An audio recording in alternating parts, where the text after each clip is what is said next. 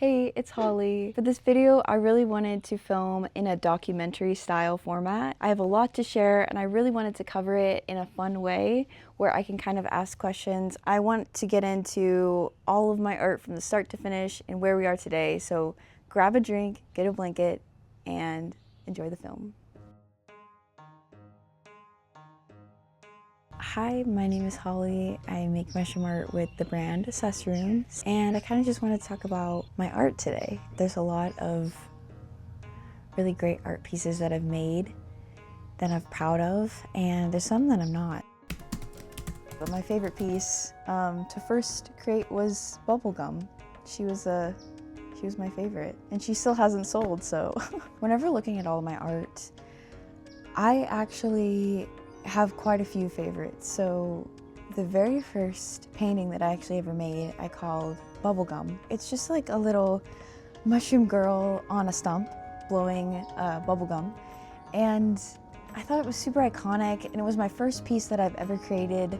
My other favorite piece, kind of next in the progression of me creating them, was my piece called Oasis. I love that piece, and I think that piece was really the beginning of me defining my art style with the faceless women and kind of defining who these mushroom girls were. With this piece, I wanted it to be as colorful as possible, and I had a vision. Basically, on top of her cap would be this entire world. I'm kind of in love with the process and the way that it kind of ended up going. And so often I kind of get caught up in the idea of what I want it to be, and it just sort of transforms into something that I never thought it could be. I call it Oasis because on top of her cap is an entire other world, and sometimes it feels like the grass is always greener on the other side. Somewhere else might be better off.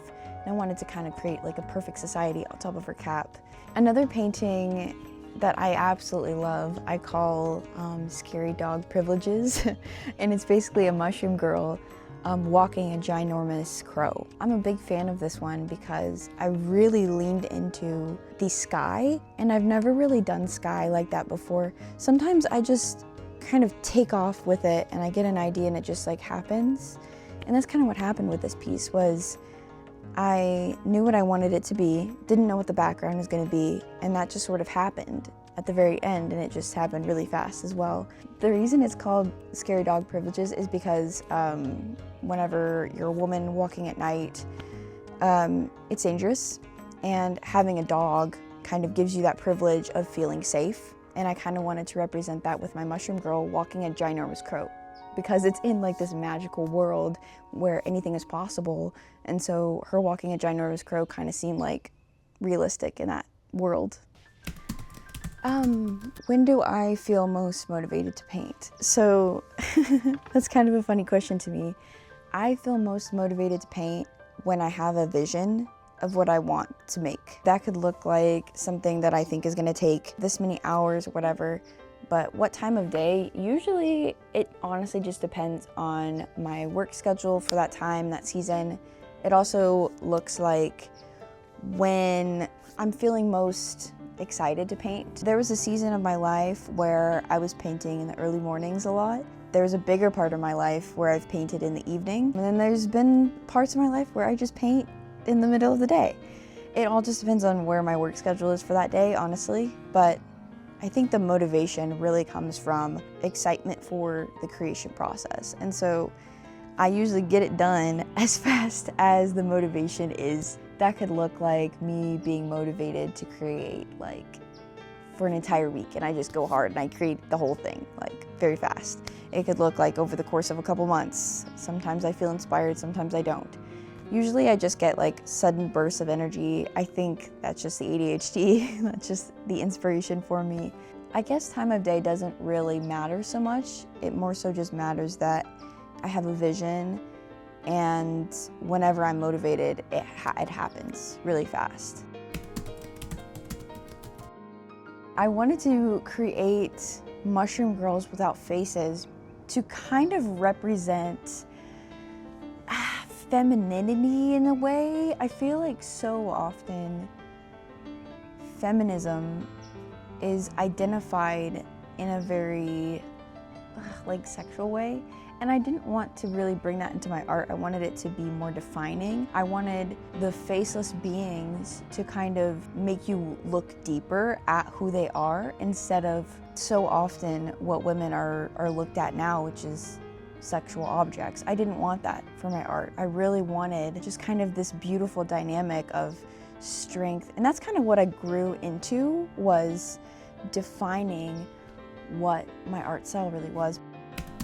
My most recent paintings to sell have been honestly some of my least favorite paintings. The very first painting that I sold was, I called it Frog, and it was basically just a mushroom girl holding a tiny little frog. That one sold at my very first event. That was such a crazy day. I remember thinking, why would someone want to buy this piece? It's really exciting whenever I do sell a piece because I don't sell them very often. I think so often I sell pieces of art and I think, why that one? Like, I feel like it didn't have as much potential as this one or that one, but I also think I have different perspectives of my art whenever I'm creating them. So sometimes I'm getting an idea for an art piece and it may be different than that person that's looking at my art is actually seeing. The second one to sell was Balloon Girl, which was also one of the very first ones I've created. Again, I feel like not my best work, but somebody loves it and somebody has it in their home, and that's just such a crazy thing to me. Other ones that have sold, another one in my very first collection called Chased, where a mushroom girl is running from a little duck. Someone bought that very recently, like really cool. And then I've sold one more, which is called Hidden Where You See Her. This one was in my series, in my 2024 series, where I painted every month for the entire year. And this one came out of the month of May. It's just kind of inspired by the season, but also I feel like I wasn't super inspired. So this canvas, this 8x8 canvas, was actually one that I found at a thrift store and repainted completely. I feel like the style is a little bit different than I usually do, but I was wanting to play with something a little new. But yeah, she sold. How long have I been painting for? So I have been painting ever since I feel like the age of 10. So actually some lore for you. My grandmother was an amazing artist. She created these replications of Renaissance paintings and paintings from hundreds of years ago, and I was really inspired. I honestly thought that they were her own works until I started studying art a little bit more. I'm like, oh, she just replicated that, but it was still really amazing. She kind of painted with all of my cousins and my sibling.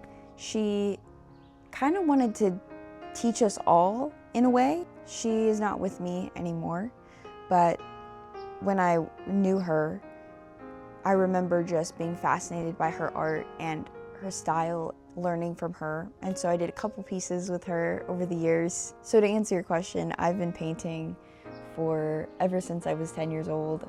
And really, I've only ever developed this style of art recently, but it's been a really fun journey and I really feel like I've grown a lot.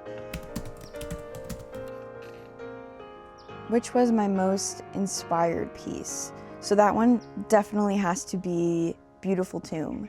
I went on a trip to Mexico City to see the pyramids. I kind of went with the intention that I was going to be painting every month for the entire year, and it kind of just happened to be my inspiration for the month of March. I saw the pyramids. I've never seen pyramids before in my life at that point, and I was dumbfounded.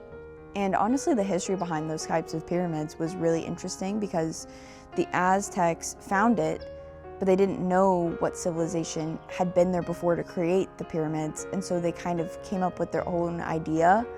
But we don't really know before time what actually caused those to be built. I think so many pyramids are a mystery, and they could be for tombs, they could be for sacrifices, they could be for so civilizations would know how powerful they were. That was definitely my most inspired piece.